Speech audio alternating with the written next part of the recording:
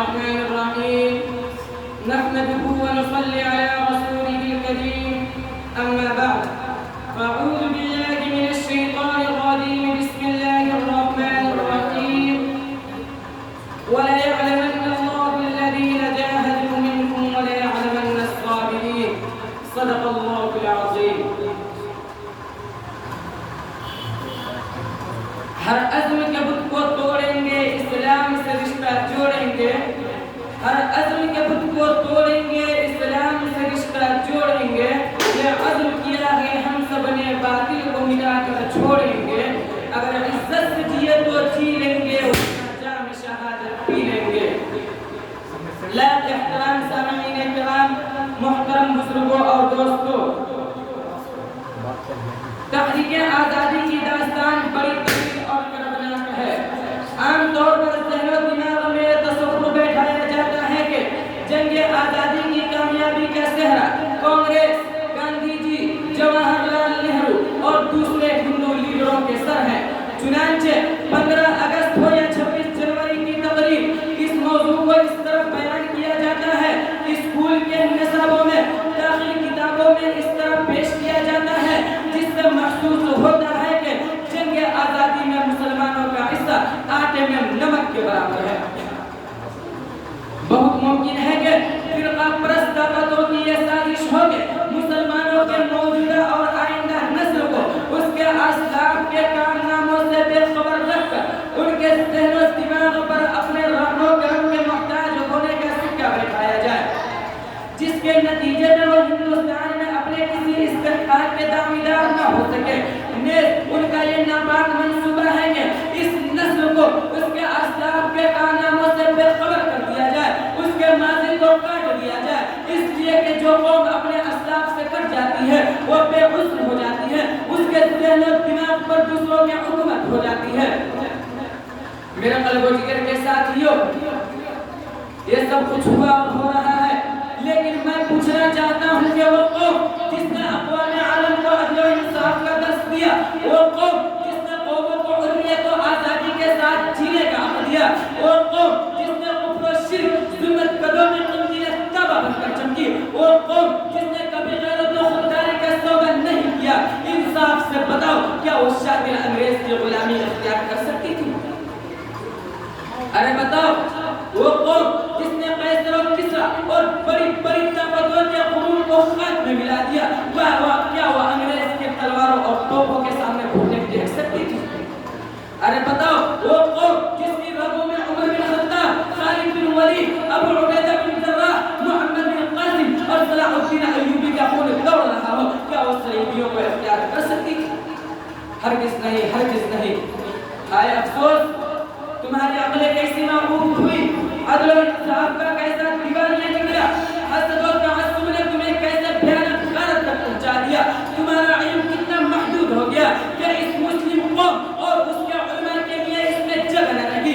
وہ علماء جنہوں نے ملک و ملت کی حفاظت کے خاطر طوفانوں کا رخ موڑ دیا، وہ علماء جن کو تخت دار پر چڑھایا گیا، وہ علماء جو بھوکے پیاسے رہے، وہ علماء جو بیویوں کو بیوہ اور بچوں کو یتیم کیا، وہ علماء جن کو کالے پانی بھیج کر دردناک سزائیں دی گئی، لیکن انہوں نے انگریز کے سامنے سر نہیں جھکایا. انہوں نے آزادی کے نشہ کو ذہن و دماغ سے نہیں نکالا.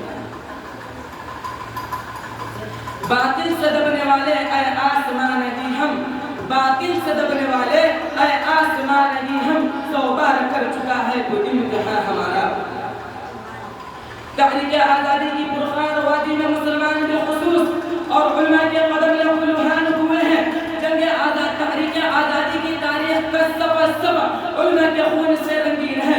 تحریک آزادی کی داستان میں سے اگر علماء کے قربانیوں کا تذکرہ نکال دیا جائے تو تحریک آزادی کی داستان ادھوری کی نہیں بلکہ اس کی صورت بگڑ جاتی ہے. بڑے دکھ کی بات ہے کہ تحریک آزادی کو کانگریس کے ساتھ جوڑا جاتا ہے. وہ کانگریس جس کو مسلمانوں نے انگلی پکڑ کر چلنا سکھایا ہو، پھر یہ کیسے ممکن ہو سکتا ہے کہ تحریک آزادی کو کانگریس کے ساتھ جوڑا جا رہا ہے؟ میں یہ نہیں کہتا کہ تحریک آزادی میں کانگریس نے حصہ نہیں لیا، کانگریس نے حصہ لیا ہے، لیکن سب سے پہلے اس کام کو انجام دینے والے ہمارے علماء کرام. وہ کانگریس سنیے، کانگریس سے 100 سال پہلے 18ویں صدی کے نصف میں اس تحریک کی ابتدا اس وقت ہوئی جب مسلمانوں نے حضرت شاہ ولی اللہ محدث دہلوی کے قیادت میں آزادی کا پرچم لہرایا۔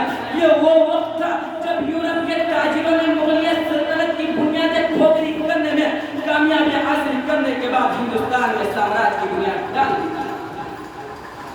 حضرت شاہ ولی اللہ محدث دہلوی 1731 عیسوی میں مکہ مکرمہ میں قیام پذیر تھے کہ اپنے ضمیر کی آواز پر دور حاضر کے نظام کی دھجیاں بکھیر کر سیاسی و سماجی زندگی کے ہر شعبے میں ہمارے انقلاب برپا کرنے کا منصوبہ بنایا۔ 1799 عیسوی میں سری لنکا کے جنگ کے میدان میں شہید سلطان ٹیپو کے جنازے کو انگریز نے خون میں لپٹ دیکھا تو بڑے غرور کے ساتھ کہا تھا، آج ہندوستان ہمارا ہے، آج ہندوستان ہمارا ہے۔ اس اعلان نے علماء کو چونکایا اور مختلف تحریک میدان عمل میں آئی۔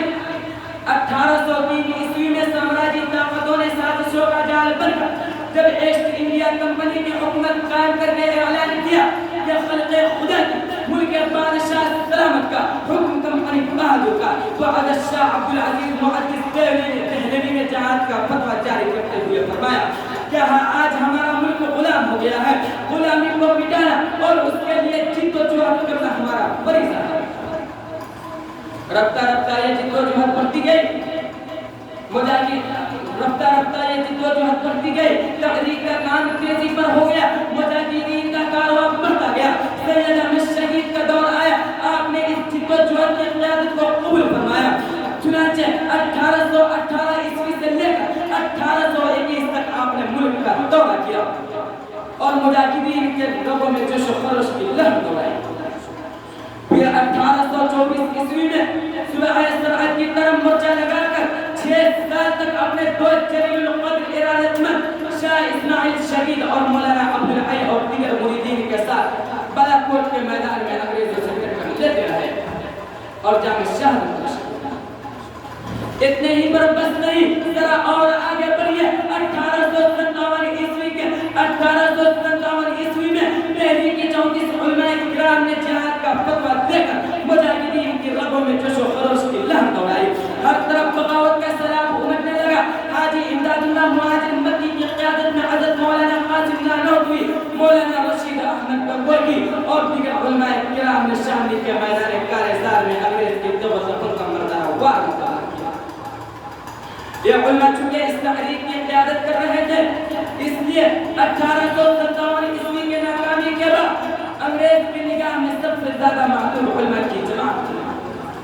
مولویت بغاوت قرار پائی، ایسٹ انڈیا کمپنی نے جاری رکھنے والے اور مولویانہ وضع قطع رکھنے والے ہر شخص کو پھانسی پر لٹکانے کا حکم دے دیا۔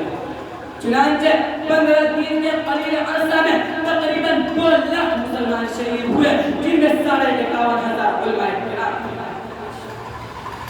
محترم بزرگوں اور دوستوں، مومن مایوس نہیں ہوتا، مایوسی اور قنوطیت اسلام میں حرام ہے، لہذا دل دہلانے والی سزا اور ہنگامہ دار قید کے باوجود مسلمان اپنے علماء کی قیادت میں عزم و عزلہ کی چٹان بن کر کھڑے رہے اور تحریک کو مضبوط کرنے کی ہر ممکن کوشش میں لگے۔ چنانچہ 1866 عیسوی میں نادر علمی دارالعلوم دیوبند کی بنیاد ڈالی گئی۔ اس کا جہاں ایک اہم مقصد اسلامی علوم کی نشر و اشاعت اور مسلمانوں کے اخلاق و کردار کی حفاظت تھی، وہیں آزادی کے لیے مجاہدین کی تربیت بھی اس کی ایک ثبوت تھی۔ اور سب سے پہلے طالب علم حضرت شیخ مولانا محمود الحسن دیوبندی نے اپنے استاد مولانا قاسم نانوتوی کے اشارے پر تربیت کے نام سے انجمن قائم کی، جو دراصل مشہور تحریک ریشمی رومال کی ایک اہم کڑی ہے۔ پھر 1909 میں شیخ مولانا محمود الحسن دیوبندی نے جمعیت الانصار قائم کی، جس کے پہلے ناظم مولانا عبید اللہ سندھی منتخب ہوئے۔ مسلسل 40 برس کی خفیہ تیاری کے بعد سامراج کو جلد سے اٹھانے کا منصوبہ بنایا۔ اس کے تحت بیرون ملک کے بغاوت اور اندرون ملک کی بغاوت اور بیرون ملک سے عمل کا پروگرام تھا۔ معاذ جنگ کی تیاری کے لیے مولانا عبید اللہ سندھی 10 اکتوبر 1915 کو کابل پہنچے۔ 1 دسمبر 1915 کو ہندوستان میں آزاد ہند کی حکومت کا